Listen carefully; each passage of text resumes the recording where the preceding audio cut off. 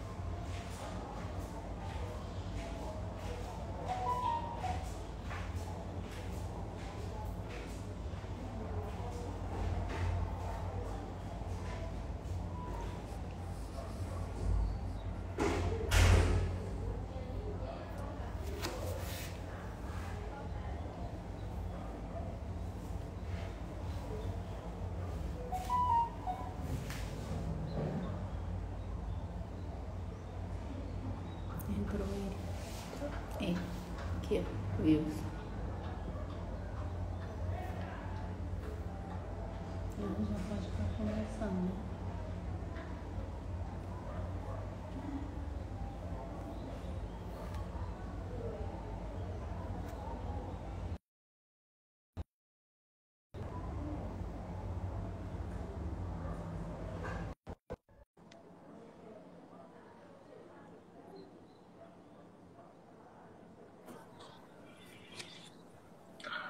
Olá, boa tarde. Boa tarde, tudo bom? Tudo jóia, e você? Tudo bem. Tá ok aí o som e imagem? Tá, e aí? Ótimo, tranquilo. Ótimo, perfeito. Vamos aguardar algumas pessoas começarem a chegar, né? É assim. Aí eu vou lendo as perguntas dos pais para ti e também Certo, algumas aqui. ok.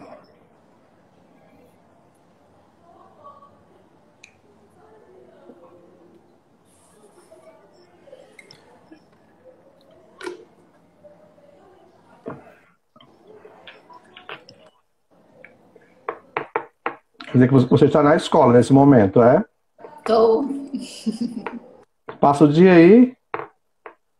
Antes da pandemia, sim, às terças e quintas, né? E após, aí eu estou vindo às tardes. Eu encerrei essa trajetória de semana inteira trabalhando em atendimento, depois de 22 anos de trabalho, 23 anos, eu encerrei, agora estou em outro movimento. É, né? Eu iniciei em escola, né, a questão da educação e fui para a clínica, fiquei 10 anos, né, sou ainda apaixonada. E então estou como psicopedagoga institucional, né, esse ano de Sim. 2020. Minha imagem tá escura para você aí, tá? Não, tá ótimo. Tá ótima? Imagem e voz. Ok. Bom, se quiser já ir começando, Rose, tenho 12 pessoas na sala, eu acho que daqui a pouco, deixa eu mandar aqui convite para algumas pessoas do meu Instagram. Tá bom.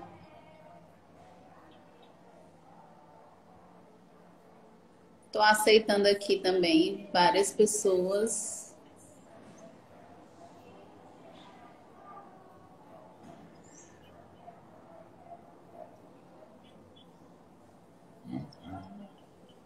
Vamos ver se Aqui aumenta no, aqui. aqui no meu são 17h05, uns 2 minutinhos, né? Tranquilo.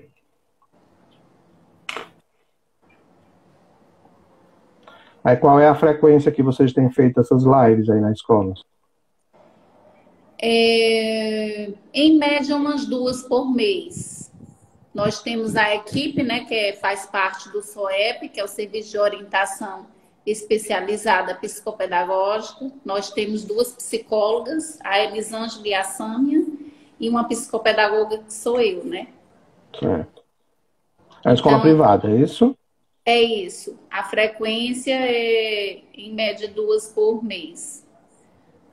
Eu acho Mês que nessa, passado, fiz uma, né, com a Zesa assim, Wayne, e elas duas, as psicólogas, organizaram uma outra.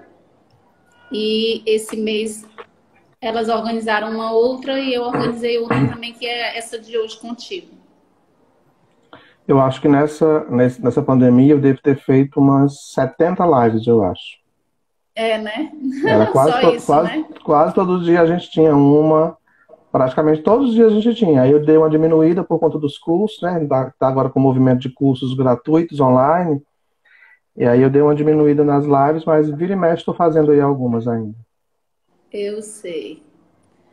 São 5 e 6, eu acredito que dá para a gente começar, né? Dá sim, dá sim. Pronto. Gente, uma boa tarde. Nós estamos aqui com um profissional assim fantástico, né? Wilson Cândido Braga. Sou suspeita em falar porque, assim, meu Deus do céu, já fez um curso com o Wilson. Eu acho que lá por volta de 2014, lá no CREAS, né? Transtornos Globais do Desenvolvimento, não foi, Wilson? Isso, ainda era esse Sobre termo, né? TEA. Oi? Ainda era esse termo, né? Transtornos Mudou Globais do agora. Desenvolvimento, que inclui o TEA. Para quem não Isso. sabe, né? Tem pais nos assistindo, que é o transtorno do espectro autista, né? Um curso muito rico, muito bom. Uma especialização, né, Wilson? Foram 2 anos de curso, né? Na época. 1 ano e meio. Ainda tem um CREAS? Ainda existe? Tem um curso de 1 ano só agora. Mas eu Certo. não estou mais à frente. Eu fiquei até 2019 com algumas turmas e em dezembro de 2019 eu me afastei do CREAS, tanto do atendimento quanto da formação. Uhum. Tá aumentando aqui o número de gente. Mas a Vamos gente conversando, já vai vamos conversando conversando já. que eles vão chegando. Então, nós estamos aqui nessa tarde. Vocês se sintam à vontade para fazerem perguntas, né? Aquisições importantes para alfabetização e letramento, né? Eu, como mediadora, Rose Fraga, Wilson Braga está aqui para falar conosco. Vocês se sintam à vontade de estarem fazendo perguntas, que eu faço essa mediação. E então nós vamos iniciar nossa conversa. Gente, primeiramente agradecer a todos que estão participando, né? Os que vão chegar ainda, tenho certeza, certo? E agradecer esse dia de hoje, essa tarde, né? Estar falando um tema tão assim gostoso, tão importante, que é a base da aprendizagem, né, Wilson? Isso mesmo. Aquisições importantes para a alfabetização, né? A alfabetização, a leitura é a base, né? E sem a base, muita gente entrando aqui. Gente, então assim, Wilson, fala pra gente, eu sei que tua trajetória é longa, mas fala pra gente um pouco, né, da tua carreira, né, acadêmica, profissional, o que é que você está fazendo hoje, como Pronto, iniciou, fala um pouco pra pronto. gente. Ok. Bom, para quem não me conhece, eu sou conhecido como professor Wilson Cândido, mas a minha formação de base é a terapia ocupacional. Eu sou terapeuta ocupacional, esse ano completo 23 anos de terapia ocupacional. Sou licenciado em biologia e em pedagogia também. E durante esse percurso de trabalho voltado ao atendimento de pessoas com deficiência, eu também passei por modalidades como educação dentro do contexto de fundamental e médio, ensino superior e pós-graduação, ministrando disciplinas na escola voltada às ciências e nos cursos de pós-graduação, sempre nas áreas da inclusão, dos transtornos, das deficiências. Ao longo desses 23 anos, também reuni material para a produção de um livro, que é esse que a maioria das pessoas conhece, Autismo Azul e de Todas as Cores. Participei de mais 2 livros com um capítulo falando sobre autismo e tem um terceiro livro agora saindo em setembro, também pela Paulinas, voltado à deficiência intelectual e síndromes infantis. Passei 20 anos no Centro de Referência do Estado, né, trabalhando como terapeuta ocupacional no movimento de inclusão e também dando cursos de formação, a maioria deles voltado ao autismo, que foi o universo que eu mais investi em aprofundando esse conhecimento, até hoje ainda faço. E também, durante esse percurso, criei a Mais Estímulos, que é a minha empresa de consultoria, que oferece formação, palestras, minicursos, pós-graduação, em parceria com a Faculdade do Maceió Baturité, onde eu estou hoje. Me afastei do Estado em dezembro, pedi o meu afastamento para dar mais atenção ao meu projeto pessoal, que é a Mais Estímulos, não só dos cursos, mas também de vendas de material didático, livros com temáticas da área, jogos educativos, que hoje é um dos elementos fortes aí do trabalho, não só do atendimento clínico institucional, mas também de sala de aula como ferramenta maior nesse processo aqui de aquisição para leitura e escrita, que é o grande desafio da escola, né? Então, hoje estou mais focado nisso, nesse movimento de formação. Estou com um projeto agora, nesse período de isolamento, já que não estamos trabalhando presencial. Praticamente eu tinha atividade todos os dias nos interiores, viajando, dando cursos. E aí lancei esse mês de agosto um curso online, que é de estimulação cognitiva, todo gratuito, com certificação gratuita. Estamos concluindo essa semana. Ontem foi lançado mais um curso dentro dessa temática da nossa live de agora, que é Educação Infantil, Aprendizagem e Ludicidade. Falamos bastante, inclusive, muito do que eu falei ontem eu vou falar com você hoje sobre essas aquisições importantes. E amanhã estamos com um novo curso iniciando, que é um curso de autismo, caracterização e programas de intervenção. São 3 cursos que a gente está ofertando pela Estímulos gratuitamente, pela internet, as aulas pelo YouTube, as aulas ficam salvas lá, nesse momento em que estamos em casa, sem poder sair para fazer nenhum movimento de grupo, né, por conta dessas orientações para a prevenção aí acerca de um movimento que a gente nem entende ainda tão bem como está acontecendo. E estou sempre à disposição, aceitando convites como esse seu, para conversar um pouquinho sobre esse assunto, sabendo que aí na sala tem profissionais da educação, da saúde, tem famílias nos assistindo, né? Esqueci de dizer que hoje também estou como consultor do Apivida, até concluir um trabalho que tenho feito lá com as equipes que trabalham com autismo, com formação também para pais e profissionais do Apivida. E hoje com você, conversando sobre aquisições importantes ao processo de alfabetização e letramento, que são 2 palavrinhas ainda bem confusas na cabeça de muitas pessoas, especialmente dos pais. Eu não sei se a sua escola tem educação infantil, tem? Tem sim, é do infantil, né? O infantil 2 até o 9º ano. Pronto. Então a temática vai ser muito pertinente, porque a gente vai já desfazer alguns equívocos que ainda são comuns de acontecer, não só por parte da família, muitas vezes leiga no trabalho que se faz dentro da escola, mas também por parte de colegas de trabalho que podem ser leigos na compreensão daquela modalidade que o outro faz, que não é a mesma que ele exerce. A gente vai já desfazer aí alguns mitos em torno desse movimento que a gente chama de aquisição para o processo de leitura e escrita, porque a gente ainda tem essa linha de pensamento, tanto da escola quanto da família, de querer o tempo inteiro, enquanto ação ou resultado, que a criança leia e escreva.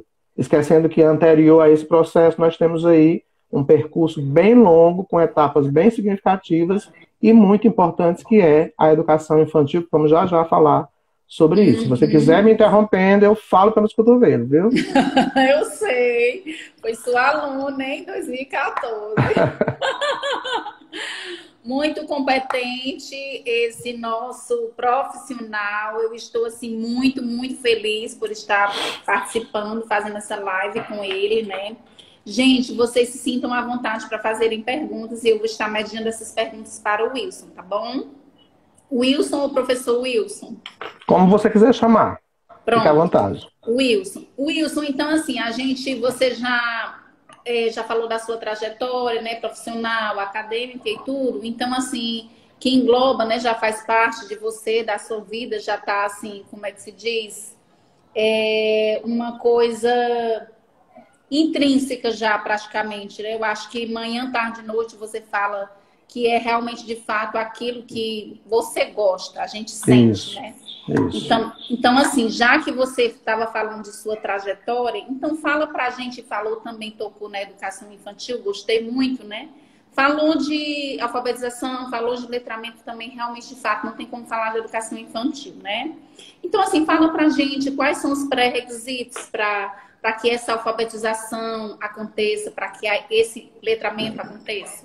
Pronto, vamos primeiro conceituar o que é alfabetização e o que é letramento. E aí eu entro naqueles mitos que a gente precisa desfazer para que a família entenda qual a importância que a educação infantil tem nesse processo, né?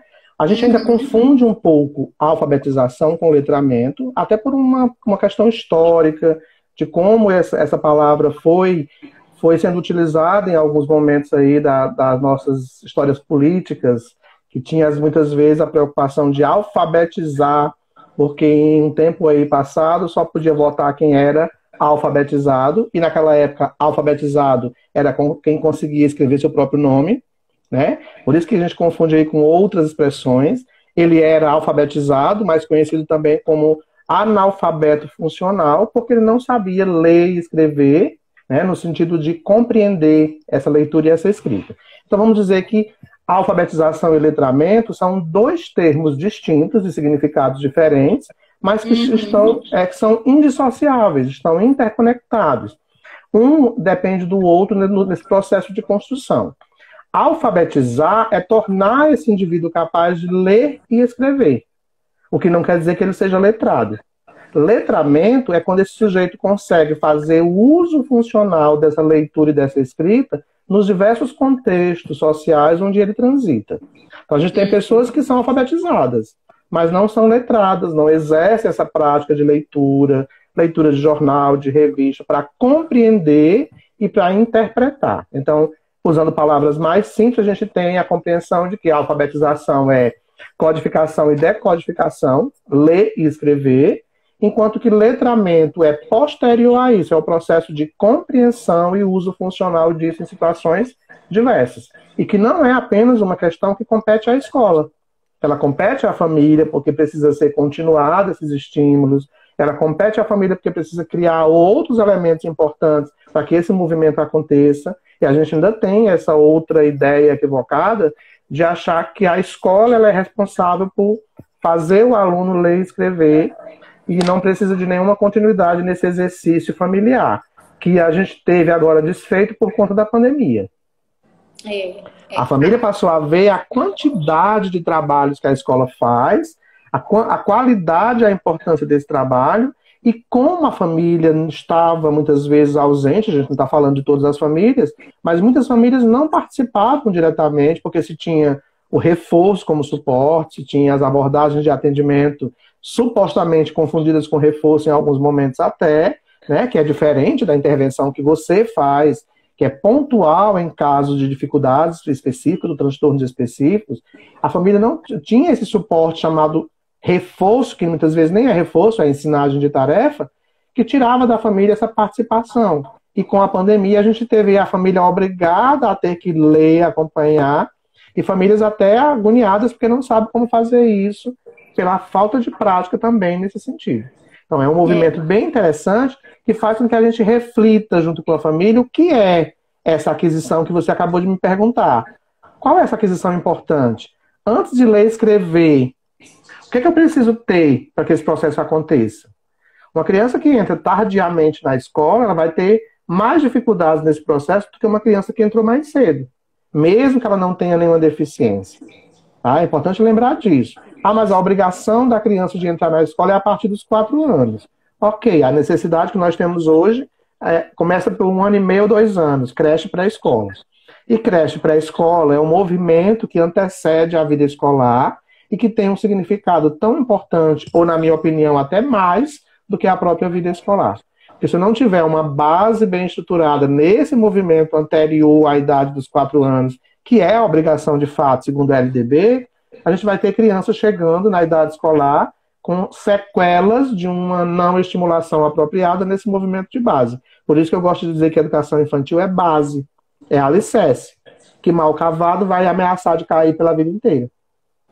Eu costumo dizer para os pais também e para os professores também, alguns professores, que essa questão de alfabetização, eu não gosto muito da palavra assim, leitura somente, fica uma coisa pobre. Mas alfabetização, porque inclui o quê? Leitura, escrita, fala. Né? A gente encontra também muitas crianças que não conseguem falar o e o R uso branco. disso. E o uso disso no dia a dia.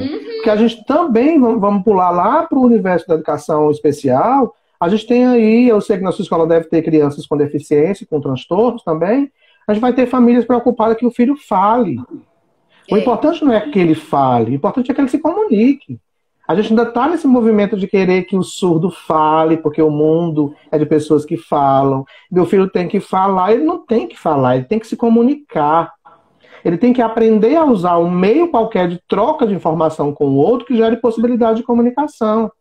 É aqui que entra o que você colocou como aquisição. A gente ainda tem famílias, a gente ainda tem colegas de trabalho que dizem que a educação infantil é só brincar, que ele pode faltar porque é só brincadeira, porque ali é muito fácil trabalhar, porque é só brincar com as crianças pequenas e cuidar delas. Tem pais que reclamam porque o filho se suja com tinta, com algumas experiências que são feitas sensorialmente nesse espaço. A gente vai ter falas do tipo ainda de achar que a educação infantil é para cuidar do filho do outro. Ele cuida mais com uma abordagem pedagógica. Ele tem todo um cuidado afetivo, mas com caráter pedagógico. Toda a metodologia e didática, né? É tudo pensado, é tudo planejado. E temos ainda famílias que não acham sentido em brincar de rasgar papel, de amassar papel, de brincar com massinha. E isso é aquisição. Como eu disse, a família ainda está preocupada com ler e escrever. Mas o que é que a criança precisa ter antes desse processo? Vamos lá para a primeira aquisição. Antes desse processo de ler e escrever, a criança precisa descobrir as suas capacidades de se expressar. É como você disse, é a fala. Mas a gente não se expressa só pela fala. A gente se expressa pela compreensão dos gestos, das mímicas, do corpo, o entendimento desse corpo que é manifesto no outro. Então, ela precisa desse processo inteiro de compreensão e de expressão de todas as emoções para começar, que antecede a leitura escrita. E aí é que entra a fala, que é essa articulação mecânica, compreensiva ou não, entra a linguagem, que são os nossos códigos usados para que a gente, dependendo de cada cultura, de cada sociedade, e a comunicação, que é a nossa capacidade de troca de informação com o outro. Que isso começa a ser construído lá na educação infantil. A gente tem ainda essa dificuldade em entender. É nesse movimento significativo que a criança vai ampliar o seu repertório de linguagem. Para ela ler e escrever, ela tem que ver a imagem, ela tem que mentalizar essa imagem, ela vai falar a palavra dessa imagem para chegar a escrever e mais tarde o processo de leitura, que é mais complexo ainda. E a ação de escrever, ela não acontece por acaso. Ela tem toda uma construção motora, psicomotora, que vai começar lá naquela brincadeira com as massinhas, que é a descoberta da manipulação manual, as pinças que vão sendo desenvolvidas, a força muscular que é reforçada. Tudo isso é preparo da mãozinha para se pegar o lápis e escrever. Então não é chegar na escola, ler e escrever.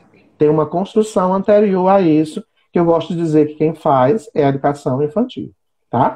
E a gente encontra, assim, alguns casos, né, Wilson, de, por exemplo, a criança de repente está já lá com 7 anos, no segundo ano, e os pais chegam para você quanto profissional e dizem assim, o meu filho não sabe nada, né? Aí você pergunta para a criança, qual o seu nome, qual a sua idade, estuda onde, mora onde? Aí os pais dizem, como assim? Aí você diz, como assim não sabe nada, né?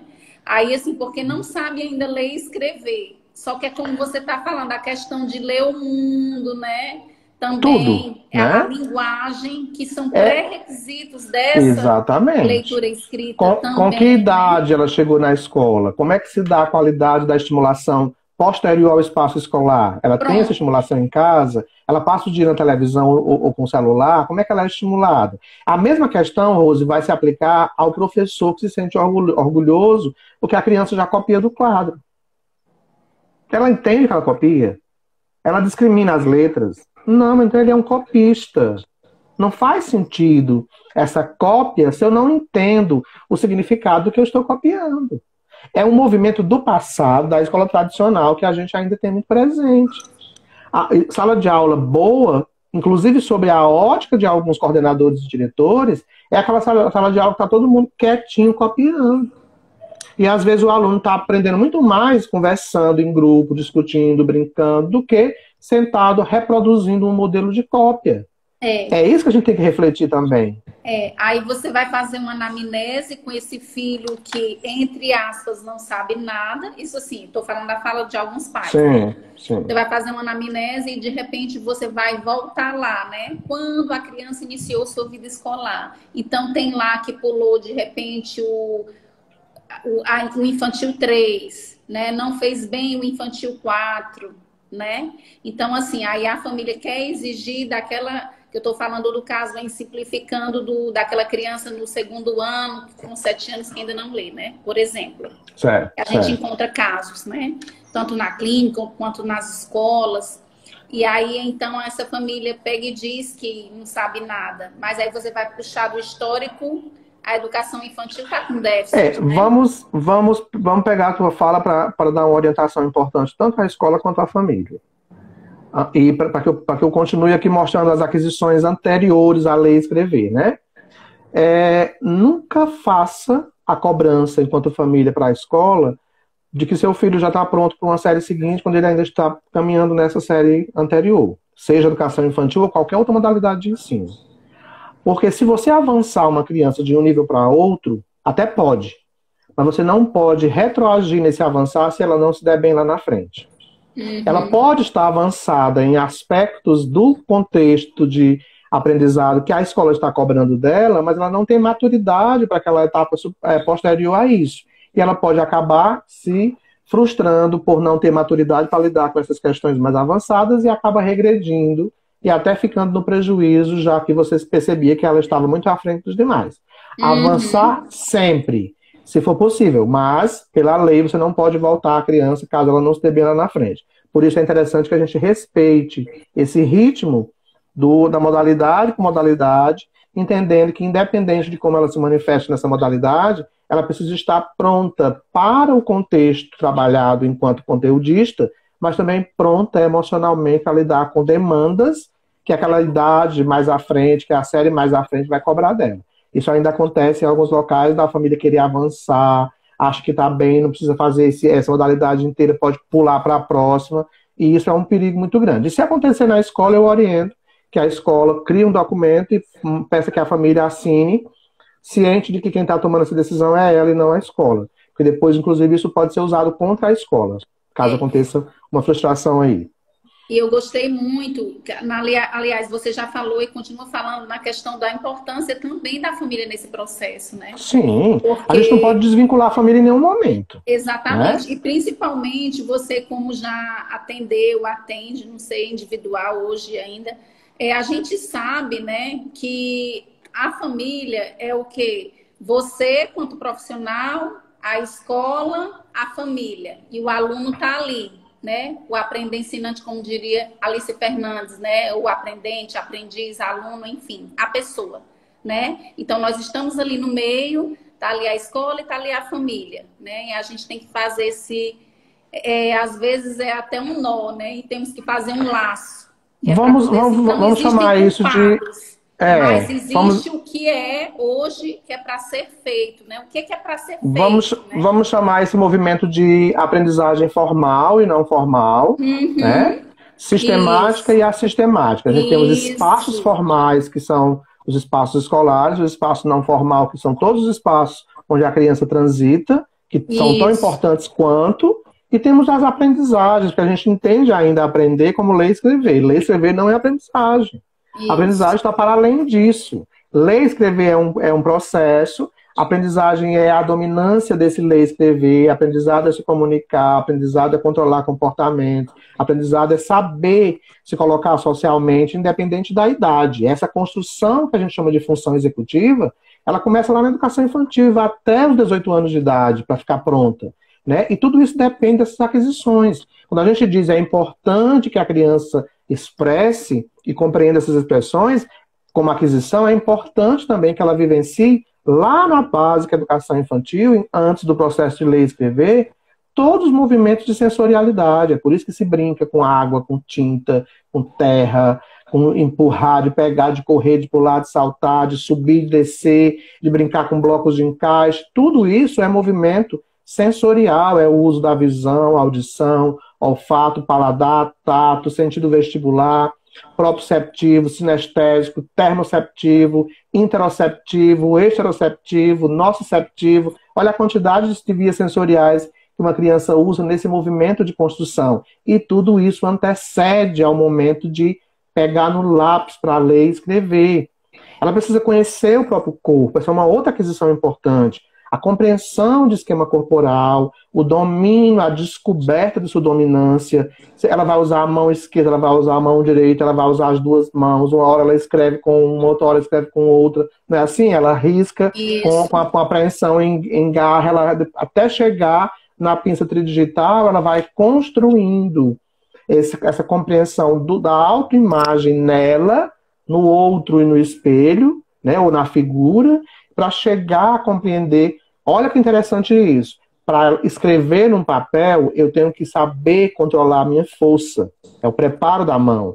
Para escrever no papel, eu tenho que coordenar visão e mão, óculo manual. Eu tenho que entender que eu começo da esquerda para a direita. É o sentido de direcionalidade.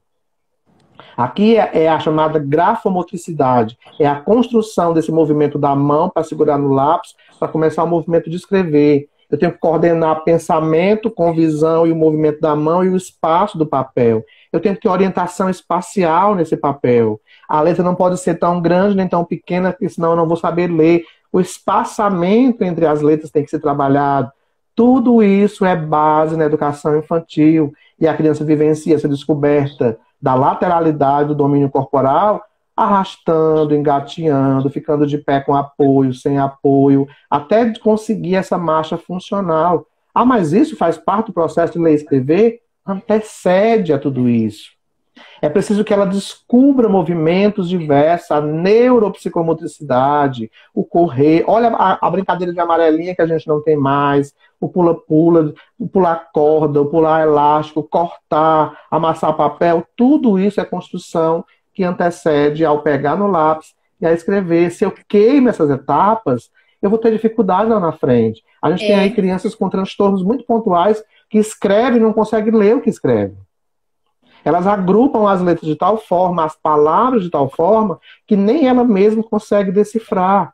Porque não trabalhou também, não é só por um transtorno específico de aprendizagem, não é disgrafia apenas. Ela também pode não ter muita consciência espacial. A fala e a leitura e a escrita de uma criança depende da música que ela ouviu, da música que ela cantou, das histórias contadas, das histórias cantadas, da rodinha de conversa na educação infantil, na rodinha de música, nas brincadeiras sonoras que está dentro da sensorialidade, mas está dentro da discriminação auditiva. Ela vai precisar disso para discriminar a diferença de B, de P, de D, de M, de N, que são sons parecidos. FV, né? Tudo isso faz parte da sonoridade. E tudo isso que você está falando para os pais que estão nos assistindo, né? Eu sei que estou vendo muitos profissionais nos assistindo aqui e podem ter pais também nos assistindo ou professoras, mães também, né? Que são profissionais e mães. Tudo isso que você está falando ainda são pré-requisitos, né, Wilson? Tudo, nem acabei ainda. São muitos. São muitos, né? O freio inibitório, né? Para a criança escrever. Tudo. Sim, o respeito ao espaço, o respeito ao tempo, a compreensão de tempo. Olha uma atividade simples que a gente tem, que muitas vezes nem é tão estimulada, como recortar um papel com uma tesoura. É uma ação extremamente significativa, é o mesmo movimento que você faz quando vai escrever uma letra. Ela tem um movimento circular, tem que aplicar força, não pode ser força fraca nem força em excesso. Ele tem que ter controle da força muscular. Tem criança que vai escrever, ela praticamente rasga o papel porque não sabe aplicar a força. Porque não aprendeu pelo exercício de atividades fazendo o uso das mãos, a dominar a aplicação dessa força. Está dentro da construção de escrita. São aquisições trabalhadas. É aqui que a gente constrói, como eu acabei de falar, a grafomotricidade. O bebê ele sai de um estágio reflexo, que é de você botar o dedo na mão dele e ele apertar a mão, para começar uma ação voluntária. Ele aperta agora se ele quiser. Se esse reflexo não passar, ele não vai conseguir pegar no lápis para escrever, porque não sabe soltar o lápis, porque está ativando o reflexo o tempo inteiro. Então, ele vai construindo aí diversas pinças. A gente apresentou todas elas ontem num curso, foi bem interessante, eu acho que umas 50 pinças ou mais. Então, desde aquela pinça que você usa, fazendo uso da mão em esfera, em garra, em gancho, até chegar a fazer o uso de uma preensão, que a família muitas vezes não entende como importante, que é essa, dos 3 dedos, que não é a mais importante ou a melhor. Mas se você for observar, essa preensão tridigital é a que menos desgaste muscular provoca no seu braço. É a que menos cansaço vai provocar em você. Mas eu tenho crianças que escrevem interdigital, poupa-poupa. Então, as crianças que escrevem ainda com a mão praticamente nessa preensão aqui de cortar, né, a preensão centrada. Tem crianças que escrevem ainda com as mãos assim, o dedo para frente. Então, tudo isso é construído naquelas brincadeiras que a educação infantil promove, que é a aquisição. Eu praticamente estou falando de educação infantil porque é o primeiro cenário que se tem como preparo para essa leitura escrita.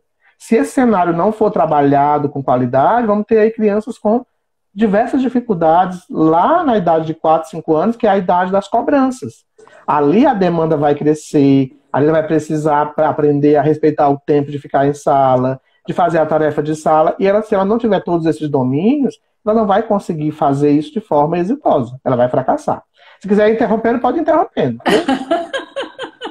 Deixa eu te perguntar uma coisa, assim, para a gente fechar uma das primeiras perguntas que te fiz sobre alfabetização e letramento, para que fique, né, assim, porque você, quanto profissional, muito competente, né? Eu já atuo há um bom tempo também, estava até falando essa semana, já está com 20 anos que eu abracei a educação, amo de paixão. Então, assim, para que fique claro, assim, para as pessoas, em suma, seria, no caso, né, uma pergunta a você, o letramento, a questão do contexto, a pessoa, assim, a questão da compreensão, interpretação textual, e a alfabetização é aquele que lê. Seria isso?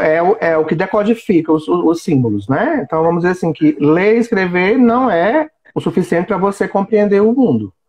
Ler e escrever é o processo inicial, mas eu preciso desse exercício e das situações diversas que o meio oferece para compreender essa leitura e essa escrita. Se eu consigo ler e escrever, mas não consigo interpretar uma frase curta de 2 linhas, eu vou ser uma pessoa que eu sou alfabetizado, mas não sou letrado. Que eu acabo não tendo uso funcional disso no dia a dia. As duas situações se complementam. O letramento é a capacidade de ler e escrever e fazer o uso diverso dessa leitura e dessa escrita em todos os espaços, funcionalmente. Sendo capaz de ler um jornal e interpretar, ler um livro e entender, né? Ler uma prova e saber, compreender a pergunta. Por isso que o processo de alfabetização ele não é o suficiente. Ele é o início desse movimento. Mas se uma criança só é alfabetizada, ela vai compreender o que daquela prova? Se você perguntar colocar uma atividade, uma perguntinha para ela responder, ela não vai entender. E isso, de novo, vai lá para aquele movimento de pré-requisito. Qual o seu nome? Se ela compreende e responde, ela já está no movimento de letramento, mesmo ainda na construção da alfabetização. Ela precisa entender o que acontece para quando ela for no movimento de leitura, que é a nossa expressão escrita, né? É o exercício disso de forma escrita, ela vai ter que compreender o significado das palavras para a gente entender que a fala ela tem tudo isso, é a articulação mecânica, ela tem que estar contextualizada. Então, ler e escrever é o movimento de decodificação que a alfabetização realiza, mas a compreensão disso, o avançar, o crescimento a partir disso é o chamado letramento. Estão interligados, não podem ser vistos separados, mas têm significados distintos. Não podem se achar que é a mesma coisa, né? Ok, muito bem. Deixa eu te perguntar, tem uma pessoa que é muito especial perguntando assim, gostaria que você falasse um pouco sobre o processo de alfabetização nesse período que as aulas estão de forma remota. Bem complexo. Bem complexo porque, de novo, alfabetizar não é apenas orientar a criança a realizar tarefas de escrever ou de copiar. Alfabetizar tem toda uma vivência corporal, tem toda uma vivência presencial, é um processo que necessita de aquisições trabalhadas para que ele venha a acontecer. As aulas que nós tivemos, estamos tendo nesse movimento, como eu disse para você, em outro momento, é um movimento arranjado. A gente não estava preparado para esse movimento de aulas online. O professor não tinha domínio para ficar falando frente a um celular sem errar nessa fala, sem gaguejar nessa fala, né? Então, tudo isso que a gente está vivendo é experimental para nós, que não tínhamos essa prática, é experimental para a família, que não estava muitas vezes acompanhando como estão hoje os seus filhos em casa, é experimental para a criança que não tinha esse hábito de assistir aula pelo celular ou pelo computador. Ah, mas ele fica várias horas assistindo televisão. Interessa a ele. É outra coisa. A televisão interessa, ele muda de canal se ele quiser, ele muda o filme se ele quiser, e aqui ele tem que estar assistindo. E hoje a gente sabe que para alfabetizar, a gente precisa de toda essa construção presencial, do levantar, do mudar o foco, do mudar o objeto. E numa criança frente a um celular, ela não fica 10, 15 minutos produzindo. Ela levanta, ela perde o foco, ela desvia a atenção. Então, alfabetizar virtualmente é um desafio que quem consegue, eu bato palmas, porque, na verdade, não é a nossa prática dentro do sistema educacional que nós temos. Na verdade, nós tivemos que readequar toda a educação brasileira nesse movimento de pandemia, trabalhando da melhor forma que cada escola pode trabalhar, mas entendendo que não vai atender a todos os sujeitos. Tem crianças que funcionam maravilhosamente bem. Tem crianças que não dão conta de ficar 10 minutos. Tem crianças com deficiência que respondem super bem. Muitos não conseguem nem olhar. Então, o próprio som e essa distância, sem contar que a gente ainda tem uma internet que trava, que para, que desmotiva. Então, alfabetizar nesse movimento virtual, na minha opinião, não é um exercício muito funcional. Pode dar certo para alguns casos? Sim. E não vamos esquecer, nem todos os pais têm esse domínio para esse movimento de estimulação, tentando se aproximar da abordagem pedagógica, até porque eles não têm formação pedagógica. Eles estão fazendo o melhor que eles podem, e a gente tem que louvar esse melhor que eles estão fazendo.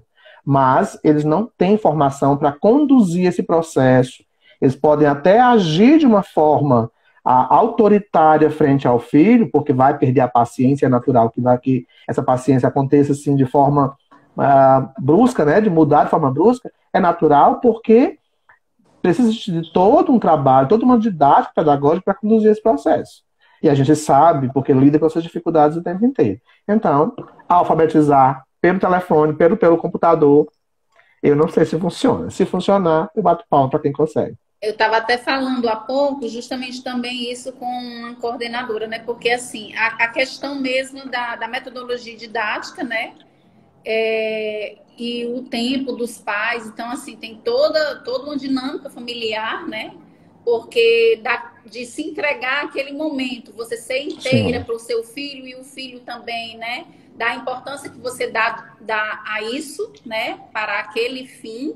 É muito importante. E também a questão do equilíbrio emocional, né? Tem muitos pais que dizem a gente tem que entender, Rose, eu não tenho paciência. Né? Mas a gente tem que entender que também cada família tem uma dinâmica. A gente não vai também achar que a família vai ter esse tempo integral para dedicar a esse momento, porque a preocupação nesse momento agora é sobreviver. A preocupação é sobreviver, é se manter vivo. E a gente vai entender que nesse movimento muitos pais perderam o emprego.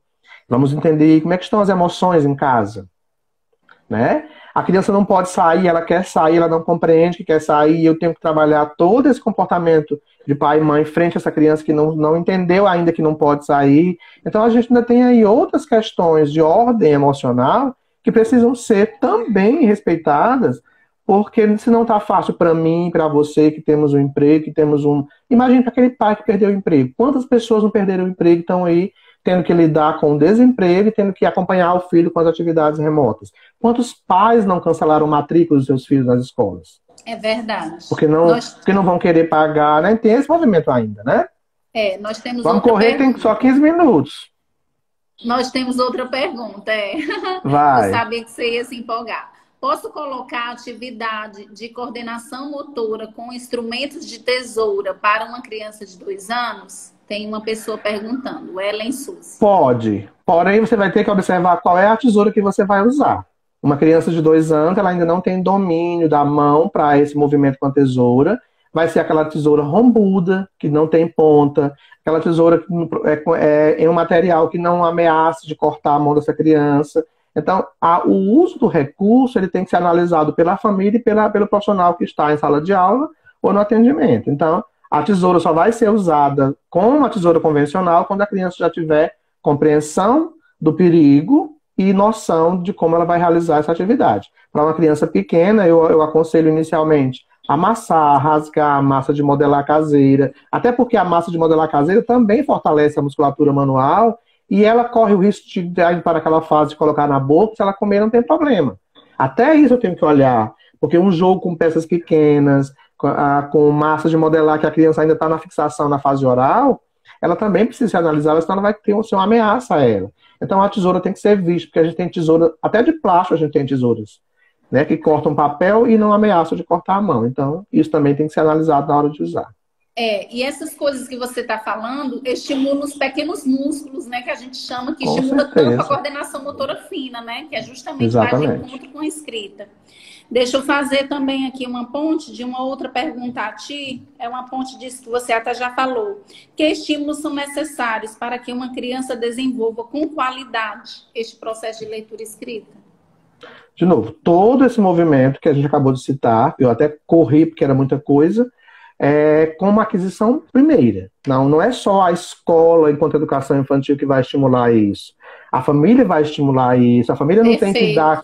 Olha que interessante. A família não tem que dar a comida na boca. A criança está comendo alimentos sólidos, mas ele não consegue segurar na colher. E nem vai conseguir se você não deixar. Ele vai começar com a colher, não vai conseguir, ele vai soltar a colher, ele vai pegar com as mãos. Ele está ainda nesse movimento manual porque ele está dominando a mão. Então, atividades de pegar peças pequenas com a pontinha dos dedos, atividade de cortar, comer alguns alimentos com pedaços maiores, pegando com a mãozinha, é exercício manual para esse processo de segurar no lápis e desenvolver a escrita.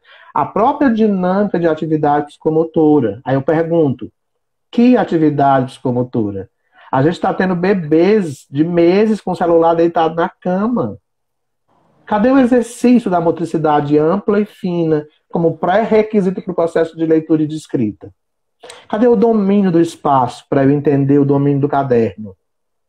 Cadê o domínio disso? Eu não tenho vivências psicomotoras. Estamos trabalhando o celular como chupeta eletrônica. Ele está na cama com o bebê, enquanto o bebê deveria estar no chão, explorando a sala. Isso é propriocepção. Ele está descobrindo onde o corpo dele ocupa lugar no espaço. Depois ele vai entender cada espaço, inclusive o da mochila, o do caderno, o espaço de sentar. Ele vai bater nas coisas que ele ainda não tem domínio do corpo. Tudo isso antecede a leitura e a escrita. E a gente está perdendo porque falta também essa continuidade fora.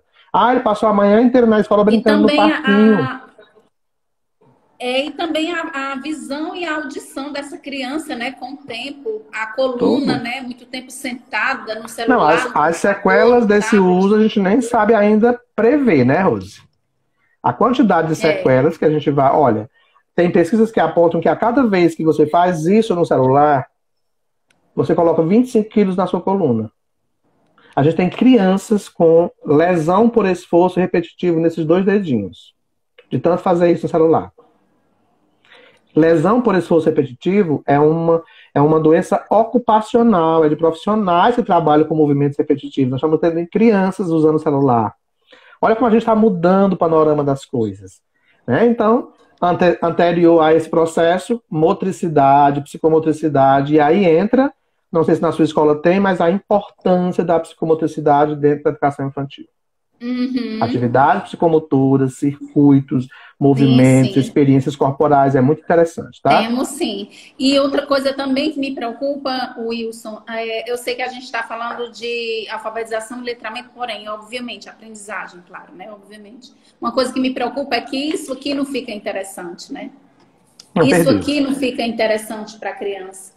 Então, assim, me preocupa bastante, né? A questão também da interação, olho no olho, não fica mais interessante, né? A gente corre o risco de perder isso, tem que estar acompanhando isso também, né? Nós já apontando aos transformamos. pais os prejuízos. Olha como a gente, sem perceber, está tentando adequar situações. A gente já mudou esse lápis, não é mais esse preto, é o lápis com um monte de desenho, desenho animado, é a borracha em forma de fruta, de bichinhos, de animais, não sei de quê, é a caneta com diversos modelos para ver se atrai. A gente tem perdido o exercício de escrita. Daqui a Isso. pouco a gente vai caminhar para o uso do tablet, do celular como caderno. Porque as pessoas não querem mais escrever. E quando vão escrever, não escrevem mais a palavra. Elas Abreviar, abreviam as exatamente. palavras. Você é PC, porque É o só um PQ. internetês, né? É o internetês. Um dia desse eu mandei uma mensagem para uma pessoa e a pessoa disse assim: você não precisa gritar comigo. Aí eu disse: eu não estou gritando com você, não. Você mandou tudo em caixa alta, tudo em maiúsculo. Eu disse: e ela sabia que isso era gritar? Na internet é gritar, né? E a gente tem que se adequar a isso. É um desafio, né? Tanto para a instituição escolar quanto para a instituição familiar, né? Exatamente. É. Deixa eu te perguntar outra coisa. E como a família pode auxiliar neste processo desta aquisição da alfabetização e do letramento? Pronto. Como eu disse, continuando todos esses processos, né, que são estimulados na educação infantil, no ensino formal mesmo, né, nas modalidades mais avançadas, a família tem que acompanhar de perto, e eu acho que esse movimento de pandemia trouxe, resgatou essa possibilidade da família acompanhar cada vez mais de perto o que a escola trabalha, cobrar, está sendo feita a atividade domiciliar, que tem um significado até maior do que o próprio movimento de escola. A gente costuma dizer que a escola aponta o caminho e a criança vai caminhar em casa. Mas se ela não tiver um horário para estudar em casa, um horário para ser acompanhada, que a família pergunte como foi a manhã dela na escola, o que foi trabalhado na escola, isso é resgate de memória. A criança vai trazendo as informações enquanto resgate, isso é evocação de informação importante, inclusive que reforça nela a compreensão do que ela viu. Então, que a família pergunte, tenha um momento de escuta, que a família disponibilize espaços em casa com materiais de leitura, que a família leia como modelo para o seu filho ler. É outro movimento que está sendo perdido, ninguém mais lê. Todo mundo quer material, mas ninguém mais lê. Então, que a família tenha um espaço para brincar. Brincar com seu filho é uma ação pedagógica importante, mesmo que você não seja pedagogo. Brincar com seu filho, contar a história, pesquisar com ele na internet, se for o caso, mas é preciso que a família se envolva junto com esse movimento que a escola faz, porque a escola sozinha não pode fazer o papel dessa tríade. Família, escola e sociedade. Essa criança transita em todos os espaços. E em todos os espaços ela vai aprender coisas importantes ao seu processo, seja ele formal ou não formal. Então a família precisa ter essa compreensão, independente da idade. Eu estou gostando muito do nosso papo, porque você está falando bem mesmo onde a gente se vê, né, assim, com a criança, né? Tem lá a escola, a família e o aprender ensinante, né? Eu vou colocar esse nome, esse termo, porque, assim, a gente está falando de criança, mas a gente está falando também do aluno, né? Do pré-adolescente, do adolescente, ou até o adulto ainda que não todos são alunos. Né? Então, assim, eu gosto muito quando você fala da questão da importância da família, porque a família pensa o quê? Só na questão da responsabilidade da aprendizagem formal, né? Que a gente chama, né? Que é, no caso, a escola. E a família também tem a sua responsabilidade nisso. Muito, muito grande, né? E eu quero ver contigo uma última pergunta, né? Assim, infelizmente ou felizmente, a gente está acabando. Tem 5 minutos. Pronto, assim, bem rápido, bem em suma, né? Quais são os desafios neste período de isolamento social? Vou fazer duas em uma, né? E assim, quais são os desafios do retorno? O que você acha do retorno presencial? Tanto para a família quanto para a escola. O desafio maior da aula remota a gente está praticamente driblando, né? Cada escola se reinventou do seu jeito, cada escola ofereceu o melhor que pôde, né? Da forma como poderia oferecer. O professor teve que se reinventar e continua se reinventando, e não é uma ação fácil. Tem professores bem sobrecarregados nesse movimento aí de ter que gravar aula, de ter que acompanhar essas aulas, de cobrar com a família a participação desse aluno que muitas vezes não está respondendo como a escola espera. Então, é um desafio que ainda vai acontecer se a gente continuar. Eu acho que se a gente voltar agora em setembro, em outubro, não sei, eu não acredito que seja um retorno total. Eu acho que vai ser uma volta parcelada, né, fragmentada. com poucos dias ou com menos pessoas nas turmas, mas vai ser uma volta ainda de adequação gradual. E vai ser um grande desafio esse retorno, porque vai também sobrecarregar o professor, porque ele vai ter que ter talvez a possibilidade da aula híbrida, a aula gravada em sala para que o aluno que não foi possa assistir. Vai ser uma coisa não muito confortável ainda, né? E o grande desafio que eu acho que vai ser esse retorno presencial, seja quando for, vai ser tirar esse aluno do tempo prolongado em casa para trazer de volta para a atividade presencial, cumprindo o horário, né? E além de ter que monitorar o tempo inteiro para essa possibilidade do contágio, que muitos não entendem que vai acontecer com eles, que pode acontecer com eles, e aí vai ter um desgaste comportamental com a escola muito grande, de cobrar máscara, de cobrar o gel, esqueceu a máscara, não pode voltar porque a máscara foi esquecida. Vai ter tanto movimento aí que vai ser um desgaste para a escola e para a família. Como eu disse, não é necessário que a gente criasse uma lei para proibir o uso de máscara, né? Para proibir o não uso da máscara, para ameaçar de multar. Então a gente está fazendo isso com adultos. Como vai ser difícil fazer isso com adolescentes e crianças que não veem o seu não funcionamento executivo ainda pronto, não vê esse perigo como ameaça a eles. Então é um exercício bem difícil, é um exercício que vai ser complexo para a escola, para a família e para a escola frente à família, que ainda também não vai entender muito bem esse movimento de cobrança. Ela acha que pode ser também uma situação que não precisa de tanto exagero. Ainda vai acontecer isso. E é uma construção que a gente vai ter que fazer gradativa. Não vai ser tão simples, não vai ser da hora para outra. Vai ter que, mais uma vez, a escola se readequar a esse momento, entendendo aí que depois de 6 meses, trazer esse aluno de volta vai ser começar tudo de novo. Porque muita gente vai voltar né? muito aluno vai voltar zerado, inclusive. De comportamento, de aprendizado, né? Nosso desafio da coisa do lápis, papel, como estava te falando, a coisa da tecnologia, né? E também agora esse retorno, né? Exatamente. Desafio para a família, desafio para a gente quanto instituição escolar. E assim, eu quero dizer muito obrigada pela sua participação, é um prazer estar pertinho, simultaneamente distante, mas me sinto pertinho, né? Uma pessoa extremamente competente, né? Que eu confio demais, né? E assim, agradecer a todos que participaram. Quem não, eu acredito que fica aqui no Instagram da escola, não é isso? Então, assim, participem, né? Vale muito, muito a pena. E o Wilson deixou a gente com gostinho de quero mais. Que bom. Que bom, é um prazer poder colaborar sempre. Te convide a vir aqui à escola. Aí a gente tem 2 minutos para você dar as considerações finais. Muito obrigada por ter aceitado o convite. É um prazer. Igualmente. Bom, foi um prazer participar e eu espero que professores, profissionais de outras áreas e pais que estiveram presentes possam ter compreendido a minha fala, no sentido de participar junto com a escola desse processo, seja virtual ou presencial ou híbrido. É importante que a gente saiba que cada um de nós, nas nossas funções, no nosso grupo de convívio social, a gente tem uma participação dentro desse processo de aquisição para ler, escrever, ser alfabetizado, letrado, ou qualquer questão do tipo. Então, cada um tem seu papel e é importante que a gente não atribua ao outro competências que também são nossas.